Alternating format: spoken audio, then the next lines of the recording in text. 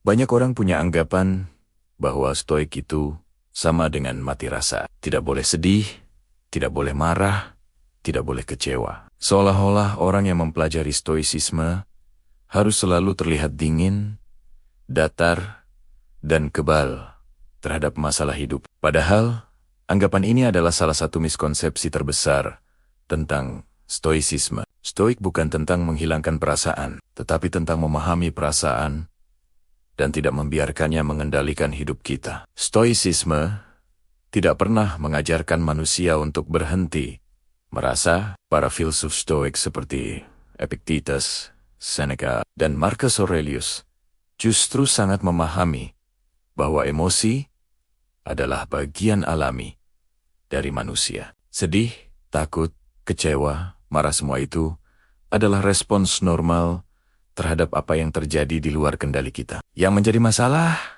bukanlah munculnya emosi tersebut, melainkan ketika kita bereaksi secara impulsif dan membiarkan emosi itu menentukan keputusan dan arah hidup kita. Dalam stoicisme, ada satu prinsip kunci yang sangat penting, yaitu membedakan antara hal yang bisa kita kendalikan dan hal yang tidak bisa kita kendalikan. Emosi sering muncul sebagai reaksi atas hal-hal yang berada di luar kendali kita, seperti penolakan, kegagalan, kehilangan, atau perlakuan orang lain. Stoik tidak melarang kita untuk merasa sedih saat gagal, atau kecewa saat harapan tidak tercapai. Stoik hanya mengingatkan bahwa setelah emosi itu muncul, kita tetap punya pilihan.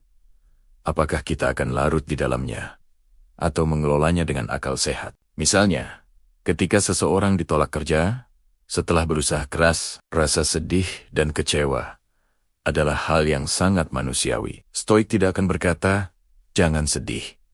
Yang Stoik ajarkan adalah, sadari kesedihan itu, terima bahwa ia ada. Tetapi jangan biarkan kesedihan tersebut membuatmu menyimpulkan bahwa hidupmu hancur, atau bahwa kamu tidak berharga. Di titik inilah, Stoik bekerja bukan pada penghapusan emosi, tetapi pada cara berpikir setelah emosi itu muncul. Banyak orang salah memahami Stoik karena mengira ketenangan berarti tidak merasakan apa-apa. Padahal, ketenangan dalam stoicisme justru lahir dari pemahaman yang jernih terhadap emosi. Emosi yang ditekan tidak akan hilang. Ia hanya akan menumpuk dan suatu saat meledak dalam bentuk stres, amarah berlebihan, atau kelelahan mental. Stoik tidak menganjurkan penekanan emosi, tetapi pengamatan emosi secara sadar dan rasional. Stoicisme mengajarkan kita untuk memberi jarak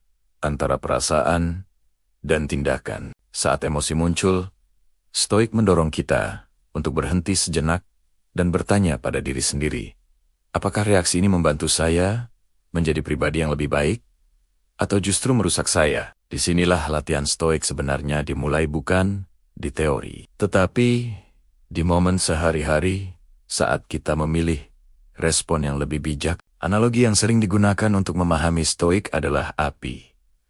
Emosi itu seperti api. Jika api dibiarkan tanpa kendali, ia bisa membakar segalanya. Namun jika api dimatikan sepenuhnya, kita kehilangan kehangatan dan energi. Stoik bukan mematikan api, melainkan mengendalikan api agar ia memberi manfaat, bukan kehancuran. Marah bisa menjadi dorongan untuk memperbaiki ketidakadilan. Sedih bisa menjadi ruang refleksi, dan takut bisa menjadi alarm agar kita lebih berhati-hati. Hal yang jarang disadari adalah bahwa stoicisme justru sangat menekankan kepedulian terhadap sesama manusia. Marcus Aurelius menulis bahwa manusia diciptakan untuk saling membantu. Artinya, Stoik bukan tentang menjadi dingin dan acuh tak acuh, tetapi tentang bertindak adil, bijaksana, dan penuh tanggung jawab. Orang yang stabil secara emosional justru lebih mampu hadir untuk orang lain. Stoicisme mengajarkan bahwa kekuatan sejati bukanlah ketiadaan emosi, melainkan kemampuan untuk tetap berpegang pada nilai dan prinsip di tengah emosi yang kuat. Menangis tidak membuat seseorang lemah. Merasa takut tidak membuat seseorang gagal. Yang menentukan kualitas hidup seseorang adalah bagaimana ia bertindak setelah emosi itu datang. Pada akhirnya stoik bukan mati rasa. Stoik adalah kedewasaan emosi. Kita tetap bisa merasa sedih, kecewa, dan lelah, tetapi kita tidak membiarkan perasaan itu menghancurkan karakter dan arah hidup kita. Stoik membantu kita menerima kenyataan dengan tenang, memperbaiki apa yang masih bisa diperbaiki, dan melepaskan apa yang memang berada di luar kendali kita. Jika kamu merasa pembahasan ini relevan dengan kondisi hidupmu saat ini, luangkan waktu untuk benar-benar mempraktikkannya dalam keseharian, bukan hanya memahaminya sebagai konsep. Dan jika kamu ingin belajar stoik secara lebih dalam, praktis, dan aplikatif untuk kehidupan modern kamu, bisa mengikuti konten-konten selanjutnya di channel ini. Jangan lupa subscribe dan bagikan video ini ke orang terdekatmu yang mungkin sedang berjuang mengelola emosinya. Karena kadang satu perspektif yang tepat bisa mengubah cara seseorang menghadapi hidup.